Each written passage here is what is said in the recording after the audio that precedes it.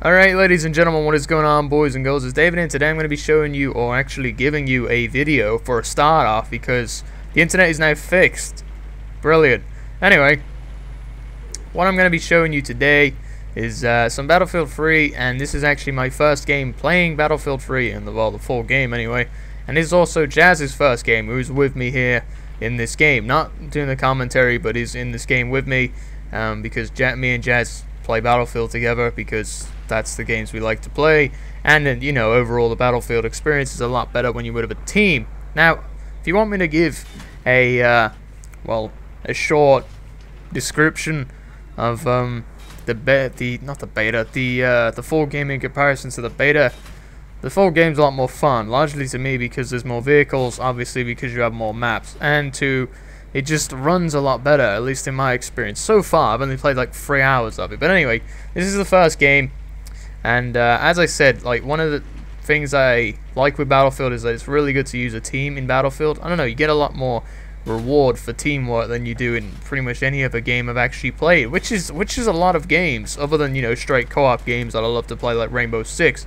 But anyway, one example of me and Jazz working together, or in this game in fact, is that we tank whore the shit out of this map a lot.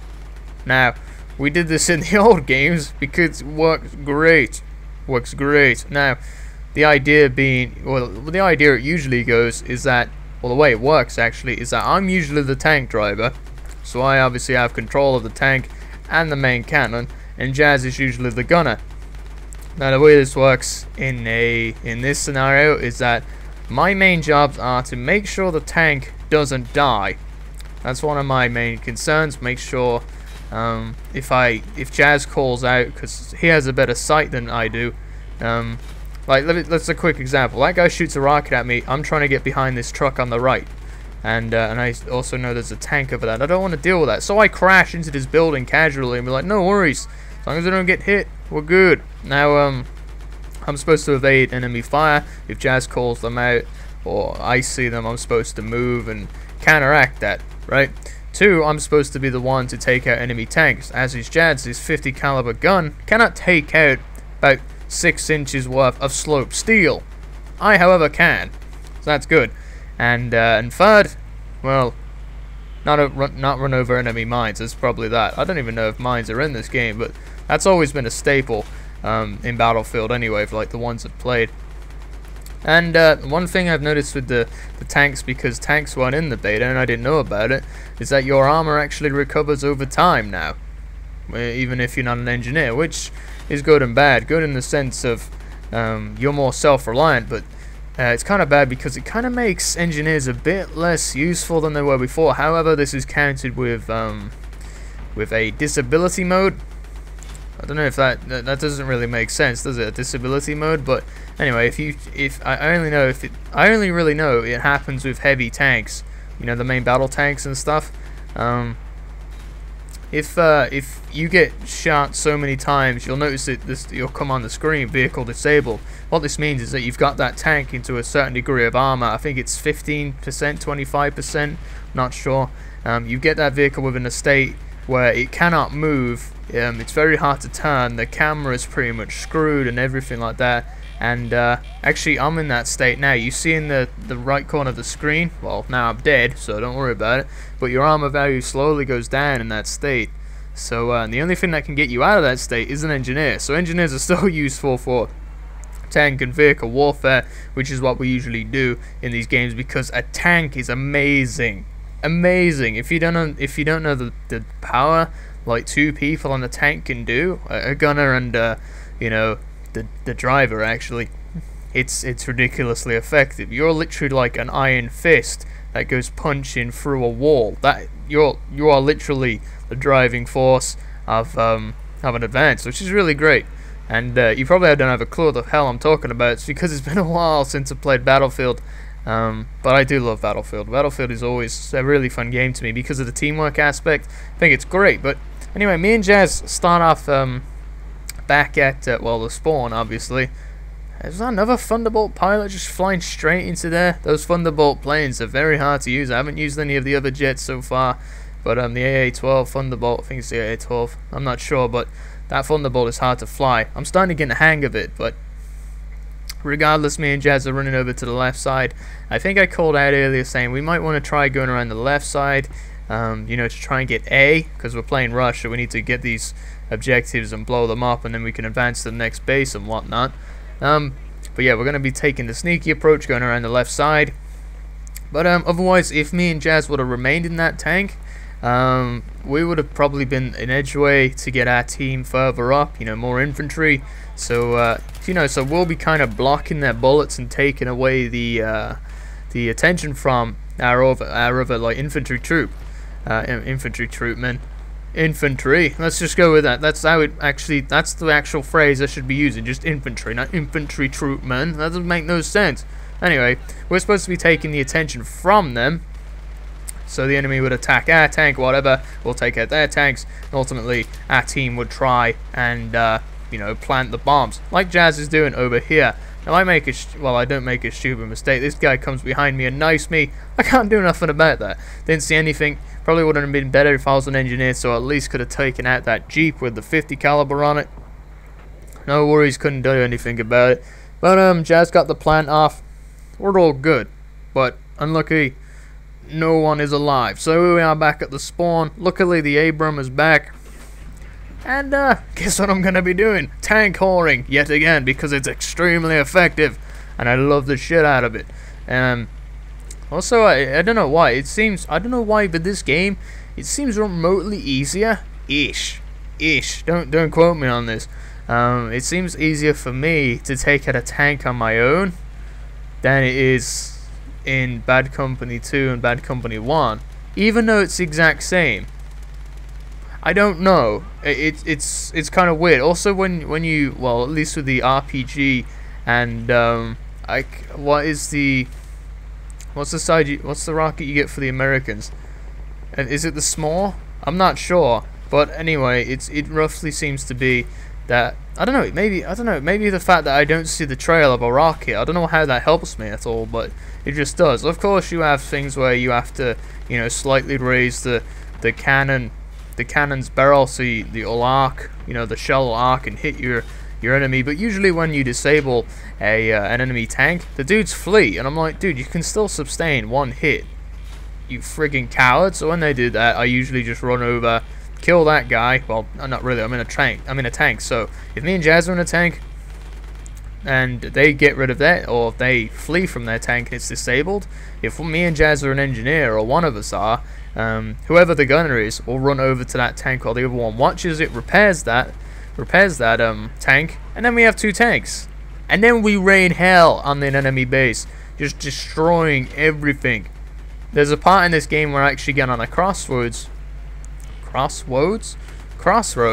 area, and what me and Jazz do is just literally pick off people running across to try and defuse the bomb. It's not at B, because B is already armed. I just come over here because for some reason I cannot blow up that wall, even though it looks like it should be easily be blown up. But anyway, I think I move up here and start aiming the turret within the left side. No, wait, no, I don't. I actually move around the back. Oh wait, I see a random tank, and I don't know if it was friendly or not, but on the safe side, I think Jazz said, oh wait, Jazz isn't even in the tank, but since I can't communicate with this guy, I don't think he could hear me. If it was me and Jazz, probably what I would have, you know, asked Jazz to jump in that, then we would have had two tanks that ridiculously destroy the enemy team. Tanks are amazing, love them, but you know, they can be taken down just as easy. But anyway, I'm trying to get around the back of the enemy. I blow the shit out of that. I thought there was some dude near it, which is never a smart move, standing right next to a propane tank. I don't know what world that's a good idea, but regardless, I'm trying to get through this freaking gate and it's not working for me. But while I'm maneuvering through this building, why didn't just blow it up? I have no idea. What was it? Yeah, but so far I'm liking this game. I haven't really tried out all the classes. I was messing around with recon. Like there's that street I was talking about. You'll see her just mow everyone down. There's a couple guys on the roof as well. I'm relying on Jazz to actually shoot them down. But yeah, look, see, these guys keep funneling in. I just blast them with the 105. This is where the 50 caliber shines, because you know it's straight infantry battle there. And Jazz spots him. I'll see him, aim the 105. So they're pretty much going to get like an explosive shell, hit them in the face for a 105, then get pelted by 50 caliber gunfire. Bloody brilliant now, is it?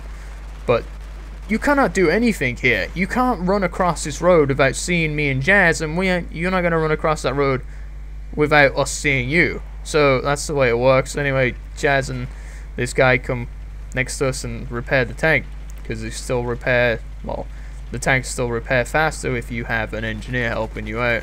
Unfortunately, that guy took Jazz's spot, but it doesn't really matter. Now we're on to the third base. But as I was saying, I'm really enjoying this game. I bought the game, what was it?